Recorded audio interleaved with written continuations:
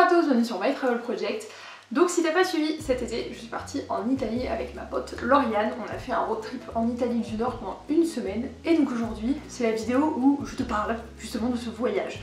Où je vais tout expliquer, que ce soit le choix du pays, l'itinéraire, le budget, la location de la voiture, enfin à peu près tout en fait par rapport à ce voyage. On m'a aussi posé beaucoup de questions, j'y répondrai à la fin de la vidéo. Et bien sûr comme d'habitude, n'hésite pas à checker la barre d'infos pour les timestamps de cette vidéo et aussi pour aller sur mon blog dans la catégorie Italie. Tu trouveras plein d'articles, que ce soit de voyages précédents ou les articles que je suis en train d'écrire au moment où je filme cette vidéo sur ce voyage. Normalement avec tout ça, tu devrais avoir suffisamment d'informations pour planifier ton propre road trip en Italie. En tout cas je l'espère. Donc on va commencer cette vidéo tout de suite avec le choix du pays. Et en fait avec Lauriane on a décidé de partir en Italie parce que c'était simple pour elle pour y aller et moi pour y aller aussi. Honnêtement ça a été l'une des raisons principales en fait juste avant de se rejoindre en Italie. Donc moi j'étais en voyage solo en Slovénie, bien sûr il y a plein de vidéos sur ma chaîne que tu peux aller voir comme d'habitude. Et comme j'ai fini mon voyage en Slovénie sur la côte à la frontière avec l'Italie, bah ça faisait plus de sens pour moi d'aller en Italie que d'aller à l'autre bout de l'Europe.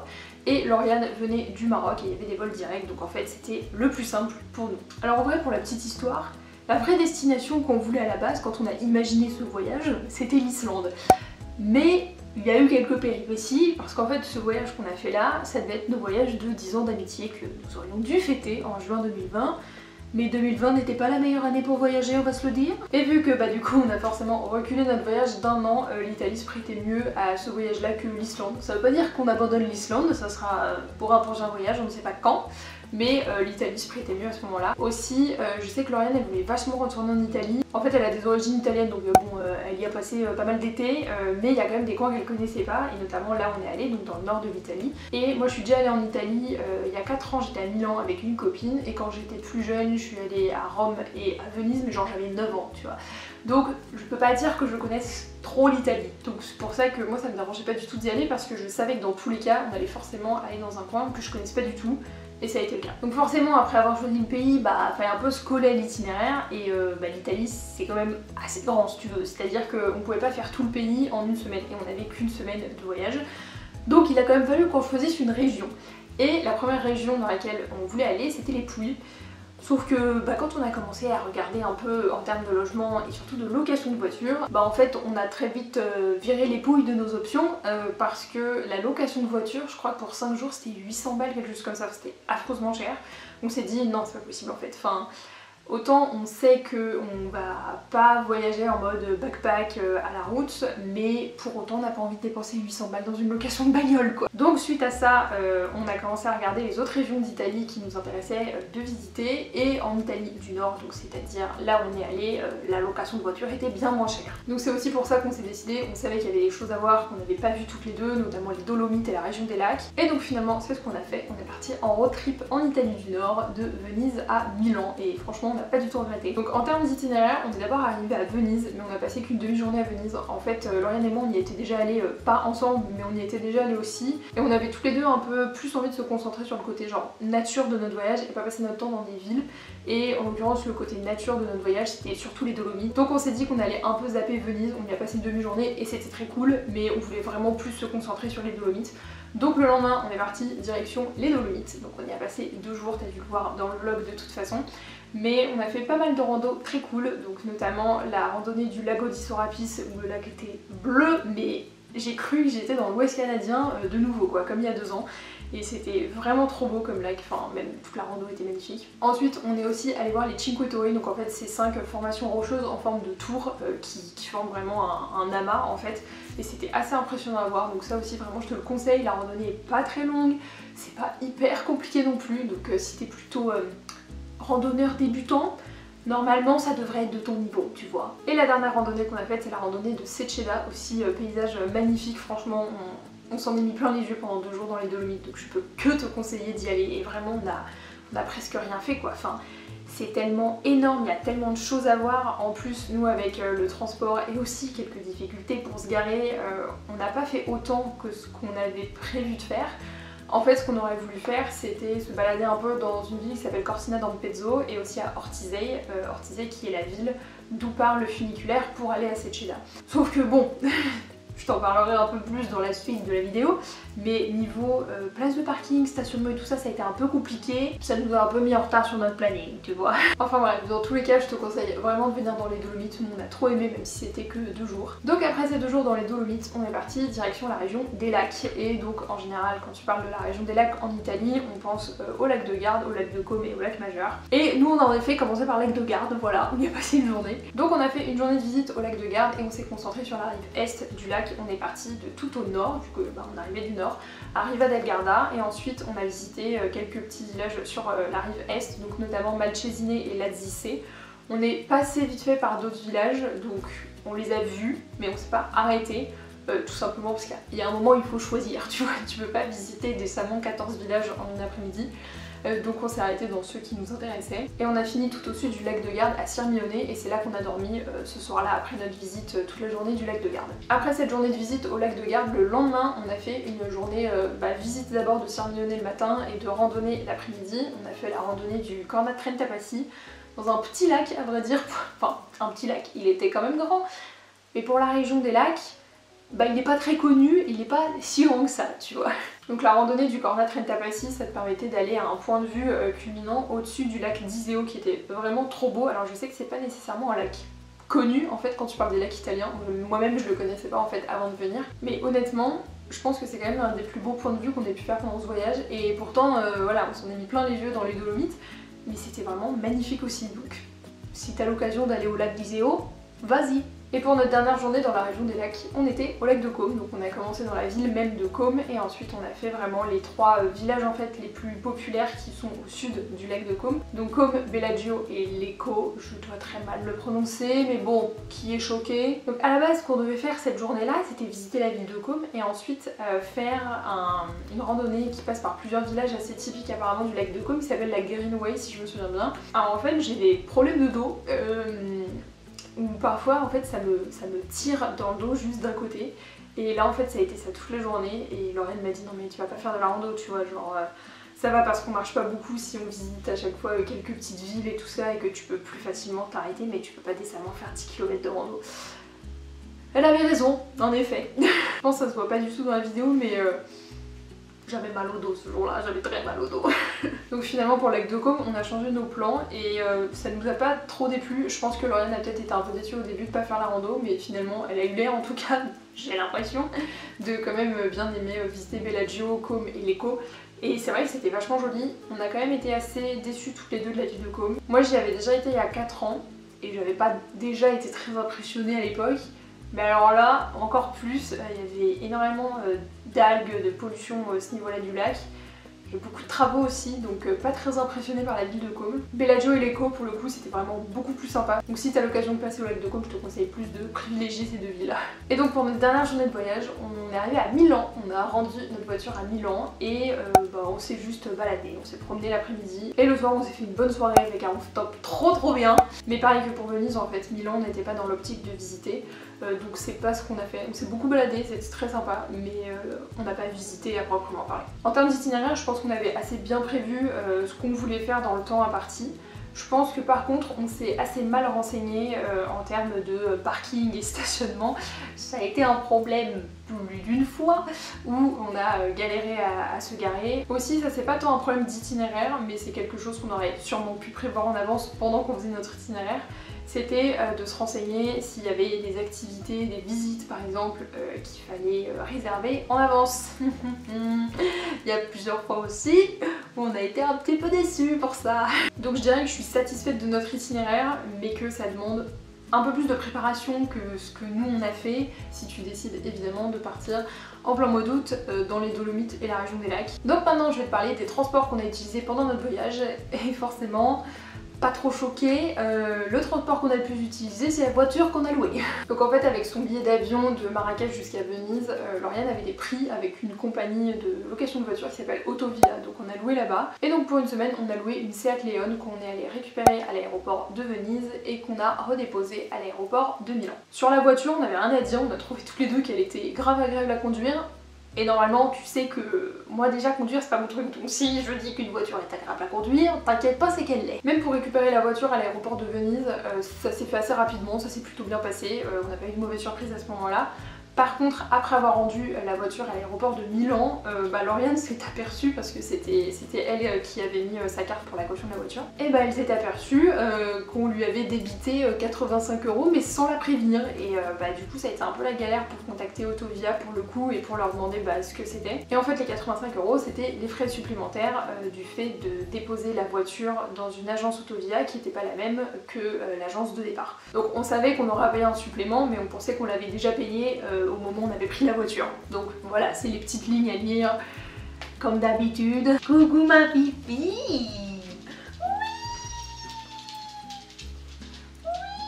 Oui, toi aussi la pipi.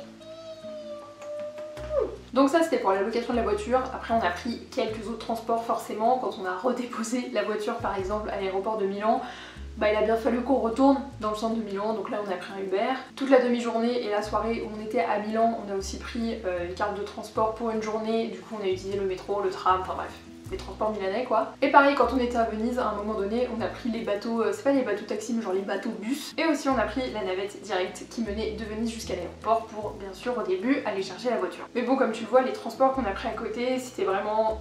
quand on n'avait pas la voiture, tout simplement, le reste du temps on a pris que ça, littéralement. Même le soir quand on était dans des villes genre Bolzano, Bergame et qu'on voulait aller dans un resto qui n'était pas nécessairement à côté de notre logement, on prenait la voiture, il y avait toujours des parkings pour se garer. Donc c'est vraiment le moyen de transport qu'on a utilisé à 95% quoi.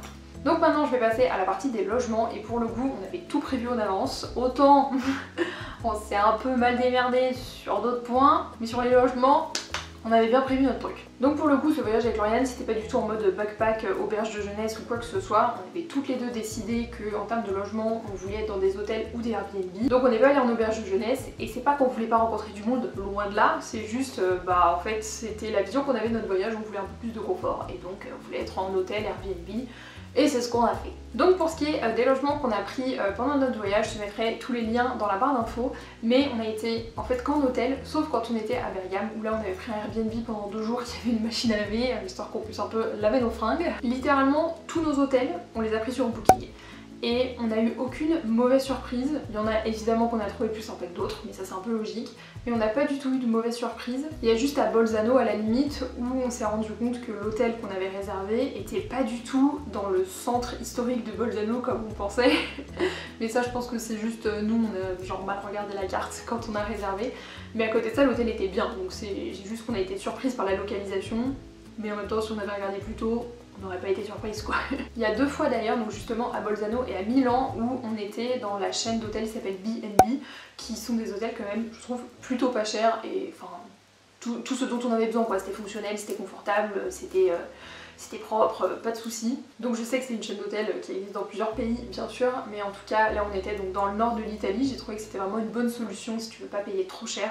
Enfin, je crois que notre chambre d'hôtel à Milan pour la dernière nuit c'était 50 € à 2, donc je trouve que pour un hôtel c'est quand même pas dégueu tu vois en termes de prix, sachant que parfois j'ai payé limite ce prix là pour un lit en dortoir quand j'étais en Slovénie. Par contre à noter c'est que dans les Dolomites ça a été compliqué de trouver un hôtel. Aussi parce qu'on s'y est pris carrément en avance, donc c'est sûr que bon, c'est peut-être un peu de notre faute. Au point où pour le coup on n'a pas réservé sur Booking pour cet hôtel là, c'est le seul hôtel qu'on n'a pas réservé sur Booking et qu'on a réservé en direct parce qu'on s'est posé avec Lauriane, on s'est fait toute la carte Google Maps de la partie des Dolomites où il fallait qu'on trouve un hôtel, on a cliqué sur tous les hôtels et on leur a tous envoyé un email et c'est comme ça qu'on a trouvé une chambre. Donc bien sûr c'est pas impossible, c'est juste qu'il faut prévoir un minimum en amont, surtout si tu décides de partir en haute saison comme nous par exemple en plein mois d'août quoi. Et bien sûr la palme du meilleur hôtel revient à l'hôtel Pace, je ne sais pas comment on le dit, à Sirmione, qui était trop bien. Enfin, c'était pas la chambre qui était bien, c'était la localisation, c'était le petit deck qui mène jusqu'au lac pour que tu ailles faire trempette le matin, c'était le petit déj juste devant le lac de Garde. Et puis, enfin, je le sais que je suis pas objective sur ce point, c'est qu'on a passé tellement une soirée trop bien à Sirmione où on a fait donc le cadeau d'anniversaire de Lauriane que j'ai offert, donc c'est-à-dire une excursion au coucher du soleil sur le lac de Garde. Et ensuite un concert live tellement cool. Donc je pense que du coup tout ça, ça fait que j'ai peut-être pas la vision la plus neutre, mais pour moi c'était le meilleur hôtel. En vrai je vais demander à Lauriane, genre pour elle, quel était le meilleur hôtel. Oui Bubs, je suis en train de filmer la vidéo sur notre voyage et je voulais savoir c'était quoi l'hôtel que t'as préféré, voilà. L'hôtel de Sirmione qui donne sur le lac avec un petit déj absolument incroyable, je dirais. Et j'ai bien aimé le petit chalet là dans la montagne la deuxième nuit, je sais plus comment ça s'appelle. Donc ça c'était pour les hôtels, et comme je te disais, on a aussi pris un Airbnb quand on était à Bergame, parce qu'on avait décidé de rester 2 nuits à Bergame, donc on s'est dit que ça serait plus confort en fait dans un Airbnb, et comme ça aussi on avait la possibilité d'avoir un lave-linge. Le Airbnb était bien, il était pas trop mal placé, mais comme il était très spacieux et pas énormément meublé, du coup ça faisait très vide.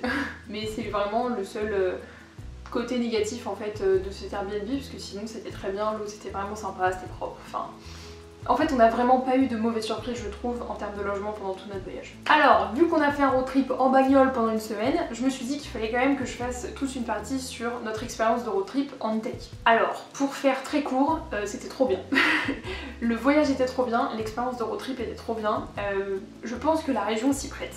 Vraiment, la région des Dolomites, des lacs, enfin toute cette partie-là en fait de l'Italie du Nord, de Venise à Milan, je pense que ça se prête très bien à un road trip. Les routes sont quand même en très bon état et c'est vrai qu'on appréhendait un peu ça, surtout dans les Dolomites avec Lauriane, que ça soit pas en très bon état. Et en fait, nickel, vraiment nickel. Il y a beaucoup d'itinéraires qui sont possibles et il y a énormément de choses à voir. Donc je pense que c'est genre le terrain de jeu parfait pour construire ton itinéraire de rêve en voiture en fait pour un road trip, donc ça c'était vraiment cool. Il y avait plein de trucs à faire et ça a été limite compliqué en fait au début de faire un itinéraire, surtout dans les Dolomites, parce qu'il y avait tellement de randonnées qu'on voulait faire, tellement de points de vue qu'on voulait aller voir que en fait on ne savait pas où aller quoi. Mais on avait cette possibilité aussi d'y aller. Alors que si on avait décidé de faire toute cette région là en sac à dos en utilisant que les transports locaux, on aurait sûrement eu moins de flexibilité en fait pour aller voir tous les endroits qu'on a pu faire. Ou peut-être que ça aurait été plus compliqué. Forcément la voiture ça t'offre quand même une certaine liberté par rapport à ça, et je pense que comme la région s'y prête en plus, c'était le bon combo, tu vois. Et bien sûr la location de la voiture s'est bien passée, forcément ça aide aussi. À côté de ça, je pense qu'il y a quand même des points à retenir de ce road trip en Italie, parce que tout n'est pas arc-en-ciel et papillon tout le temps. Le premier truc que je retiendrai, c'est qu'il faut vraiment se renseigner en amont sur tout ce qui est parking et stationnement. Alors je pense que des gens qui conduisent tous les jours et qui adorent conduire trouveraient ça complètement logique et se diraient mais qu'est-ce qu'elles sont bêtes ces deux-là de pas avoir pensé à ça. Oui, foncièrement, oui, on est bêtes. Mais en fait c'est vrai qu'on s'est pas nécessairement renseigné sur tout ce qui était parking, stationnement et surtout à quel point ça allait être bondé dans certains endroits en plein mois d'août. Alors que ça soit la haute saison et qu'il y ait des touristes, ça on n'était pas du tout étonnés. Mais je pense qu'on s'est dit assez bêtement que par exemple dans les Dolomites, vu que c'était tellement grand et qu'il y avait tellement de choses à voir et tellement de choses à faire, que du coup on se rendrait pas trop compte du monde. Alors qu'en fait, par exemple quand on est arrivé dans la ville d'Ortisei pour prendre le funiculaire pour monter à Seceda, on a tourné 1 heure pour trouver une place. Et finalement d'ailleurs, on s'est garé sur une place qui n'en était pas une et on le savait pertinemment, mais en fait là on perdait trop de temps et on voulait quand même aller voir Seceda. Donc on s'est pris une amende de 30 balles, voilà. C'était ça l'amende à laquelle on s'attendait dans le vlog, voilà. Donc clairement en termes de parking et de stationnement on n'était pas prêtes, on n'avait pas anticipé. Mais à côté de ça, tu peux te dire bon, tu peux toujours trouver des stationnements gratuits, des places dans la rue et tout ça. Non, que nenni. Non, le stationnement gratuit, on n'en a carrément pas vu, vraiment pas. Donc dans tous les cas, il fallait payer le parking et le stationnement, donc c'est aussi un budget à prendre en compte. Un truc dont je me suis rendu compte aussi, c'est que je pensais être suffisamment à l'aise en voiture pour faire un road trip à 2 et du coup se partager la route. Donc on s'est partagé la route avec Lauriane, mais je ne suis pas suffisamment à l'aise pour me refaire un road trip. Alors ça c'est vraiment, ça ne concerne que moi, puisque Lauriane elle était en mode c'est bon, tranquille, laisse tomber. Je sais que j'aime pas conduire, mais je me force à reprendre la conduite histoire de me réhabituer, parce que c'est vrai que quand tu sais conduire, c'est quand même hyper pratique pour plein de trucs, mais juste j'aime pas ça. En fait c'est pas que j'aime pas ça, c'est que j'aime pas les gens sur la route. Et en fait je m'étais vraiment mis un peu le défi de me remettre à la conduite hyper régulièrement, et c'est ce que j'ai fait genre pendant les 2 mois avant qu'on parte, histoire d'être prête entre guillemets. Et je pense que oui ça a aidé, mais j'étais pas suffisamment prête. Donc j'ai adoré l'expérience du road trip, mais je le referai pas pour l'instant parce que je suis pas encore suffisamment à l'aise quand je conduis. Voilà. Et aussi à retenir, si tu veux faire un road trip en passant par les Dolomites notamment, faut prévoir large sur les trajets, parce que c'est des petites routes enlacées partout et parfois tu vas à 30 km/h littéralement. J'ai envie de te dire ça vaut pour, je pense, à peu près toutes les régions montagneuses, mais là moi je te parle des Dolomites. Bon, maintenant on va passer à la partie qui vous intéresse tous parce que j'ai reçu la question 15 fois, le budget. Donc en tout, avec Lauriane, on est parti 8 jours, on s'est rejoint un dimanche et on est toutes les deux repartis en France le dimanche d'après, littéralement 8 jours. Donc merci Tricount d'exister parce que ça m'a permis de refaire tout notre budget de ces 8 jours de voyage. Et donc à deux, tout compris pour 8 jours de voyage, on en a eu pour 2306,32 €. Donc pour te détailler un peu le tout, en termes de logement, on a payé 620,84 €. La location de la voiture, ça nous a coûté 604,15 €. Pour tout ce qui est nourriture, boissons, sorties et tout ça, on a payé en tout 524,20 €. Donc après pour tout ce qui est transport mais hors location de la voiture, donc par exemple Uber, les transports à Milan comme le métro, le tramway, ce genre de choses, le bateau-bus à Venise, on a payé en tout 79,75 €. Après j'ai aussi fait des catégories spécifiques pour le péage, le parking et l'essence parce que forcément qui dit road trip dit que tu dois forcément dépenser ces trois là à un moment donné. Donc pour le péage en tout on en a eu pour 20,40 €, pour le parking on a payé 88,50 € et pour l'essence on a payé 126,38 €. Et enfin pour finir sur les deux dernières catégories qui sont activités et divers, donc en termes d'activités on a payé 234,40 € et en divers c'était des médicaments pour mon dos justement et donc j'ai payé 7,70 €, voilà. En vrai tu peux peut-être rajouter un 10 € pour les cartes postales comme d'habitude, surtout que j'en ai envoyé à deux d'entre vous qui avaient trouvé où je partais et avec qui je partais. Donc si tu veux les prix par personne, tu les divises par deux. Mais j'ai fait le calcul pour toi et du coup pour 8 jours de voyage pour une personne ça revient à 1153,16 €, ce qui fait une moyenne par jour et par personne de 144,15 €. Voilà. Honnêtement, je n'ai aucune idée d'où se situe notre budget en termes de road trip en Italie. C'est plutôt un budget haut, un budget bas, j'en ai aucune idée. Pour le coup, c'était mon premier road trip en Europe. Donc je peux pas trop te dire. Si t'as déjà fait un road trip en Italie, n'hésite pas à me dire quel était toi ton budget, histoire de voir ce qu'il en est, où est-ce qu'on se situe avec Lauriane. Une chose est sûre, c'est que au niveau bouffe, sortie, boisson, bon c'est lâché, hein, clairement. Si tu veux économiser, comme d'hab, c'est un peu là-dessus que tu peux économiser. Nous on avait vraiment envie de se faire plaisir pour ce voyage et c'est ce qu'on a fait. Sans pour autant prendre des hôtels, des logements qui étaient extravagants. C'est plus fait plaisir sur les activités et sur la bouffe. Donc voilà. Et donc pour la dernière partie de cette vidéo, je vais répondre à vos questions que vous m'avez posées sur Instagram. Donc j'avais mis une boîte à questions à la fin de notre voyage et il y en a eu pas mal quand même. Alors la première question qu'on m'a posée c'est tu parles italien ou anglais là-bas? Alors moi je parle anglais. Lauriane elle parle ital-anglais. C'est-à-dire que bon, moi je ne parle pas du tout italien et Lauriane parle italien, ou en tout cas elle se débrouille et il y a plusieurs fois où foncièrement l'anglais ça passait pas. Je sais que les Français ont une très mauvaise réputation en termes d'apprentissage des langues étrangères et surtout de l'anglais, mais on n'a pas parlé des Italiens. Oh là là, c'est compliqué. Bon en vrai, c'est pas très grave, mais c'est vrai que le fait que Lauriane parle un peu italien, je pense que ça nous a sauvé 2-3 conversations où littéralement l'anglais ça ne fonctionnait pas quoi. Donc je te dirais que tu parles anglais un minimum, mais essaye d'avoir italien en Google Trad parce que dans certains coins, j'ai trouvé ça très compliqué. Et bizarrement, c'était pas dans les coins les moins touristiques ou les plus reculés entre guillemets des grandes villes. C'était au contraire plus dans les grandes villes que ça a été la galère. Alors, quel est le moyen de transport à privilégier pour les déplacements dans les villes? Bah ça dépend. Nous on prenait très souvent la voiture où on était à pied. Mais si tu ne loues pas de voiture, bah les transports locaux quoi. Donc quand nous on était à Milan, c'était le métro, c'était le tram, à Venise c'était le bateau-bus, le bus. Après tout dépend des villes quoi. Enfin, à Bergame et à Bolzano par exemple, je sais pas ce qu'il en est des transports en commun parce qu'on n'a pas du tout utilisé les transports en commun là-bas. Soit on était à pied, soit on était en voiture comme je disais, donc j'ai envie de te dire les transports locaux ça me semble le plus logique quoi. Quel était l'accueil des Italiens dans les régions? J'ai pas de mauvais souvenirs, mais j'ai pas de bons souvenirs non plus. Donc je te dirais que je suis assez neutre. On n'a pas eu de mauvais accueil. Mais on n'a pas eu d'accueil super chaleureux non plus. Non, je te dirais que c'était normal quoi. Enfin, c'était ni positif ni négatif. C'était normal. Par contre, j'ai un très mauvais souvenir de quand j'étais à Milan il y a 4 ans.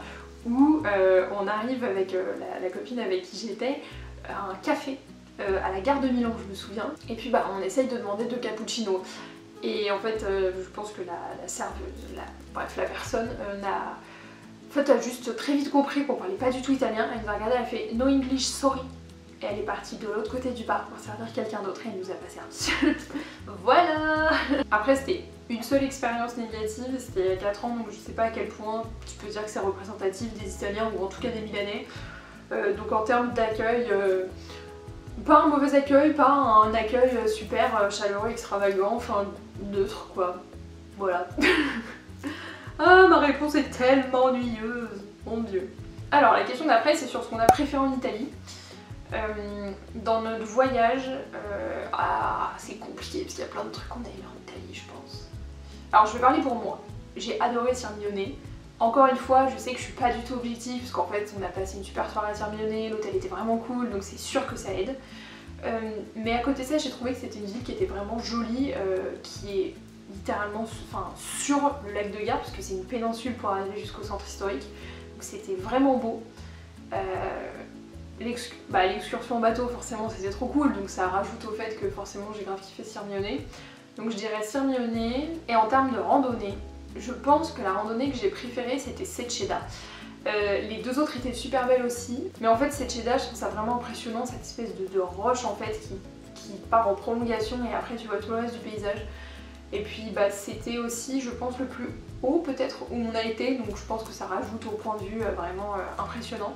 Donc je dirais Sirmione et Seceda. Et notre dernière soirée à Milan aussi, parce qu'on est allé sur un rooftop trop cool que j'ai connu il y a 4 ans et qui était juste trop sympa. Et on était vraiment à Milan, on était vraiment en mode vacances, tu vois. Alors qu'avant on était en mode découverte, visite et on a vraiment enchaîné, on a fait beaucoup de trucs et c'était trop cool.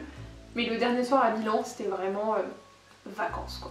J'ai une deuxième question, c'est quoi les endroits que tu as préférés en fait pendant notre voyage? Dans la région des lacs, c'est le lac de Côme, lac de Garde, pardon, sans la moindre hésitation. L'arc de Garde autour de Sirmione. Dans le lac Sorapis, dans les Dolomites, je pense. Et les Cinque Torri, j'ai bien aimé, mais c'était pas forcément mon préféré. Vraiment le lac Sorapis que j'ai vraiment bien kiffé. Et le deuxième, c'est le lac d'Iseo, on a fait la mini rando là. C'est ça je crois. C'est le lac d'Iseo je crois. Mais non mais pas du tout, ça c'est la région des lacs. C'était quoi la mini rando Non, la petite rando, celle de la photo. Ah ben non mais c'est la région des lacs en fait. C'était Iseo. La petite rando, celle où t'as mis la photo en miniature. Donc du coup, ouais, je reste sur un lac d'Iseo. Non, n'importe quoi, lac Sorapis, des conneries. Lac Sorapis pour les Dolomites et quand même Seceda qui était pas mal. Alors en fait c'est plutôt un cadre en haut qui est hyper sympa, tu vois, pour te poser la journée, passer du temps, du des sièges et tout. C'est un endroit où c'est dommage qu'on ait passé un peu de temps. Les différences que j'ai pu remarquer par rapport à ma première visite. Donc je suppose que la personne parle des villes que j'ai déjà faites parce que bah la région des lacs j'y étais jamais allée, enfin sauf le lac de Côme et sinon les Dolomites j'y étais jamais allée. Donc Milan j'avais évidemment beaucoup plus visité il y a 4 ans, du coup je pense que les 2 visites sont pas comparables mais la ville est trop cool, ça je le sais, ça c'est sûr. J'avais vraiment trop aimé la ville il y a 4 ans mais là on n'a pas du tout visité donc je peux pas trop comparer. Le lac de Côme, je dirais que ma visite était quand même un peu plus positive là quand on y est allé avec Lauriane qu'il y a 4 ans, tout simplement parce qu'il y a 4 ans j'étais juste dans la ville de Côme donc j'ai pas vu grand chose et j'avais pas été hyper impressionnée.